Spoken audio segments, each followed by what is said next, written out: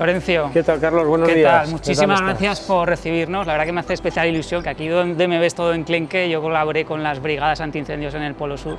Lo que pasa que ya creo que ni me acuerdo de cómo ponerme un traje. Y un poco alejado, ¿no? Estábamos también. Sí, ¿no? sí. Pues bueno, hoy lo que vas a ir a echarnos una mano. Uno de los trabajos que hacemos, que no solo son fuegos, es también rescate de personas, y estamos haciendo unas prácticas, unos ejercicios de rescate de personas en pozos, en aljibes, en depósitos. Entonces el traje que te vamos a dar es adecuado para ese tipo trabajo. de En vez de para un tipo incendio, pues te vamos a prestar este buzo, ¿vale? Para que te lo pongas. Te dejamos también aquí un casco un poco más ligero que el casco de los incendios estructurales. ¡Qué emoción!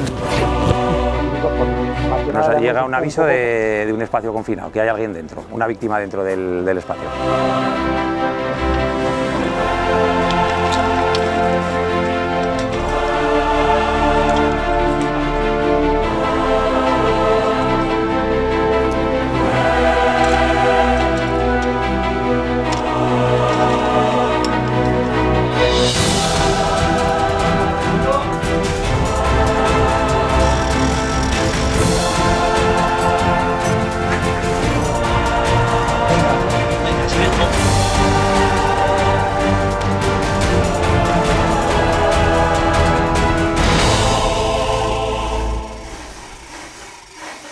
Bueno, esto ha sido solo un simulacro, ha sido un pequeño subidón, pero imaginaos una situación real. Aquí estaba ya ventilado, pues esto es a lo que se enfrentan los bomberos día a día, arriesgando su vida para salvar las nuestras.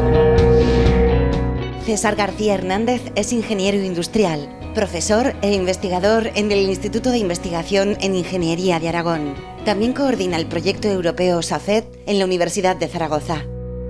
Ha sido muy emocionante revivir ciertas experiencias del pasado, pero esto ha sido solo un simulacro. Nuestros bomberos se juegan la vida diaria en infinidad de situaciones de riesgo para salvar nuestras vidas. Cualquier avance, cualquier aporte que permita mejorar su propia seguridad va a resultar desde luego muy importante.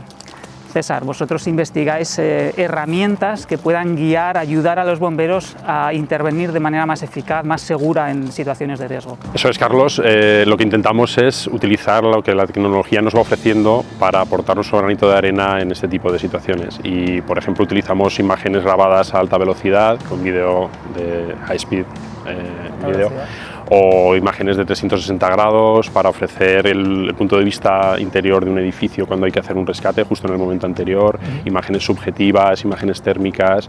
Bueno, intentamos que haya una combinación de todo esto dependiendo de la situación para desarrollar herramientas que realmente favorezcan, bueno, pues la seguridad de los bomberos por una parte, y el que, por ejemplo, en un rescate todo se haga lo más rápido posible para que la víctima sea localizada y rescatada con las mejores medidas posibles de seguridad. Habéis hecho una herramienta, de hecho, que sustituye algunas de las guías que tienen de intervención los bomberos, ¿no? ¿En qué consiste esta herramienta? Lo que estamos haciendo ahora es intentar sustituir, para los casos de emergencias, justo en el momento anterior a la entrada, este tipo de manuales de autoprotección que, bueno, un equipo de intervención no le servirían de mucho porque son demasiado extensos, por algo mucho más resumido. Y hace un par de años se nos ocurrió que podía ser muy interesante utilizar no solamente ese tipo de herramientas, sino que si utilizábamos una tablet digital, ¿no? Una herramienta digital para ver esto, podría ser un móvil, pero en principio una tablet nos da más espacio en pantalla. Nos iba a permitir utilizar, por ejemplo, este tipo de imágenes 360 en las que nosotros podemos recorrer el interior de un edificio, hacer un zoom. De alguna forma el bombero se puede meter en el edificio antes, virtualmente, antes de... Esa es justo la idea, y que vea imagen real, no que vea un render que va a estar muy esquematizado, sino que una vez que está dentro, como nos han dicho a veces, cuando salen de un simulacro, de un rescate de este tipo, pues sientan que ya conocían el edificio de antemano. Entonces puedan localizar mucho más rápido a la víctima, y esto es lo que estuvimos midiendo en un estudio que hicimos hace unos años. De hecho, eso es, esta herramienta la habéis testado en un incendio, en un simulacro, ¿no? Con un incendio real. ¿En qué consistió? Bueno, fue bastante interesante porque hace un par de años, en una formación que se iba a llevar a cabo con bomberos, pues un poco les ofrecieron quemar un hotel, y cuando te ofrecen quemar un hotel, pues vas y lo quemas. Claro. Aunque no se iba a pagar, vamos a ver. Entonces, bueno, suena un poco más dramático de lo que fue en realidad, ¿no? Realmente es un hotel que hacía décadas que no se utilizaba, está muy cerca de donde estamos ahora mismo hablando, muy cerca de la Almunia, y es un hotel que bueno, pues queda en una zona en la que el embalse de Mularroya lo va a cubrir de agua dentro de un tiempo cuando esté terminado, y ahora mismo pues se puede utilizar para cosas como entrenamientos de bomberos. Entonces se podía hacer ahí un simulacro de localización de una víctima en una situación de incendio real. Simulábamos que había habido una explosión de gas butano y que había nervios, que había este tipo de situaciones, y lo que hicimos fue que 144 participantes a lo largo de muchos días, esto nos hizo en una mañana evidentemente, pues iban pasando en equipos de 4 personas utilizando distintos tipos de recursos. Entonces este tipo de guía digital con imágenes 360 que se podían visualizar previamente, pues demostró ser una herramienta muy útil. Las impresiones que tenían los bomberos al salir, pero sobre todo los tiempos que habíamos medido. O sea, es cuantificable, ¿no? Eso es medible, claro, porque lo que hicimos fue, de esos 4 bomberos que entraban en cada equipo, 2 de ellos llevaban una cámara subjetiva, una especie de cámara GoPro, eso es, y la llevaban enganchada en el pecho, y gracias a eso nosotros después sabíamos todo lo que había ido pasando durante el rescate. Tuvimos al final, te imaginarás, horas y horas de vídeo que tuvimos que analizar minuciosamente, y teníamos varios tipos de información muy interesante. Los tiempos que había costado, es decir, desde el momento de entrada hasta el momento de la localización de la víctima, con hacer una recta sabemos lo que nos ha costado. Eso estaba sobreimpreso en los vídeos, y además teníamos un poco las situaciones que había dentro, teníamos cámaras térmicas también que nos mostraban nos resolvían algunas dudas, y sobre todo teníamos el audio, que fue muy interesante. Las de conversaciones. Hecho, sí, en el artículo que publicamos en Safety Science, que es una revista científica, ¿no?, internacional, pues lo que hicimos fue reproducir algunas partes de los diálogos que había habido entre bomberos que habían estado participando, porque nos parecieron muy interesantes, ¿no? Cómo hablaban de la herramienta, y uno al otro le decía, hombre, es que con esto pues funciona muy bien, ¿no? Y bueno, pues nos supuso una alegría escuchar este tipo de cosas, y decidimos verificarlo sobre el terreno, de hecho, ¿no? Claro, la ventaja es, por un lado, la seguridad del propio bombero, y además que se puede encontrar la víctima mucho antes, ¿no? Eso es. Lo que encontramos fue que los tiempos medios de localización de la víctima se redujeron drásticamente, y eso puede ser la diferencia entre que si yo soy la víctima me encuentren asfixiado o todavía no.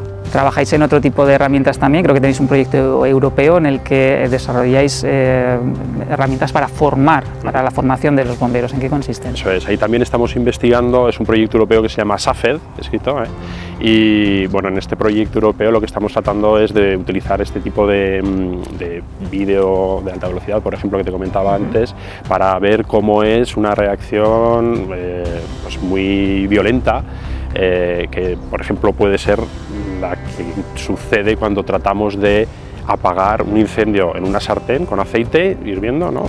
Lo tratamos de apagar con agua. Esto que tiene que quedar clarísimo que no se puede hacer jamás. No se puede hacer jamás, y además es muy positivo que se vean este tipo de materiales, yo creo, porque viendo eso a cámara lenta se entiende muy bien cómo las burbujas que saltan y se acaban inflamando, burbujas cubiertas por aceite, ¿no?, que es inflamable y se acaba, pues provocan una reacción que es muy peligrosa.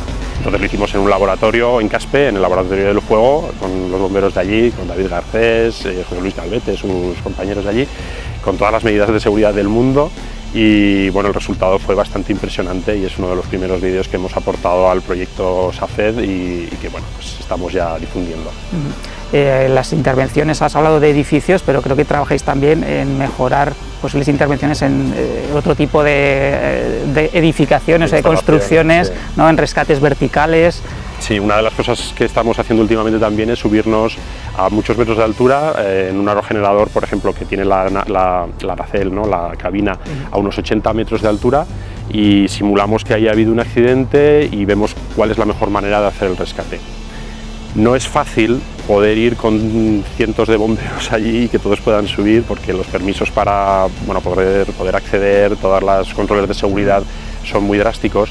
Entonces lo que hemos intentado es crear una guía, y es en lo que estamos ahora, todavía no está terminada, pero creemos que pronto la vamos a tener ya definitiva, una guía similar a la que hicimos para el hotel, pero en un entorno que es bastante peculiar y que mucha gente no conoce, ¿no? Entonces, que por lo menos, si tienes que hacer un rescate allí, la intención es que conozcas más o menos cómo es lo que te vas a encontrar y por dónde se va a hacer el rescate, que no puede ser por el tubo del aerogenerador, tiene que ser por la parte exterior. Esto es muy interesante porque, claro, si una camilla con una víctima la pasas por según qué recovecos que tienes que cubrir para acceder allí, pues podría haber distintos tipos de peligros, ¿no? Por ejemplo, de lesión medular, y esto es algo que no se puede ni contemplar. Entonces se hace el rescate por la parte exterior del aerogenerador y la verdad es que impresiona bastante, ¿no? Sí, son un montón de metros de altura. Pues muchísimas gracias, César, me parece muy interesante y muy fundamental el trabajo que hacéis para, bueno, no solo la seguridad de los bomberos, sino la seguridad en definitiva de todos nosotros. Muchísimas gracias. Gracias, Carlos.